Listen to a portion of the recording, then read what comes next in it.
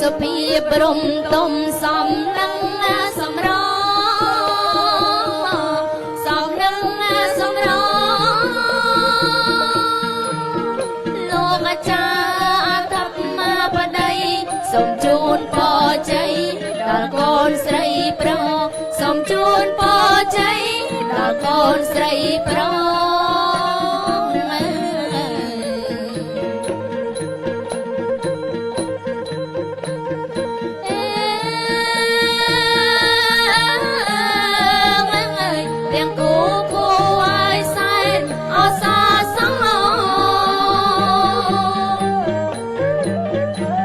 សុភីព្រំទុំសំនឹង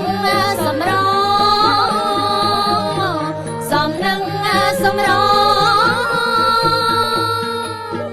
លោកអាចារ្យធម្មបតីសូមជូនពរជ័យដល់កូនស្រីប្រុសសូមជូនពរជ័យដល់កូនស្រីប្រុស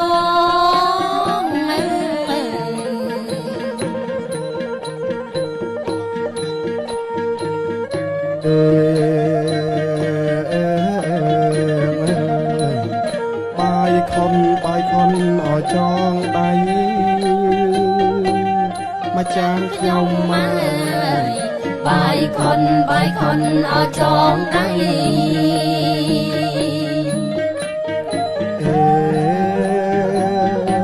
កូនប្រុសកូនស្រីសូមសុខសួស្តីមង្គលអរៀងអើ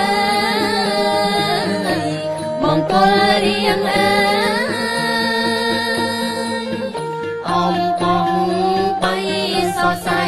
សូមជូនពរជ័យដល់កូនស្រីប្រុសសូមជូនពរជ័យដល់កូនស្រីប្រុស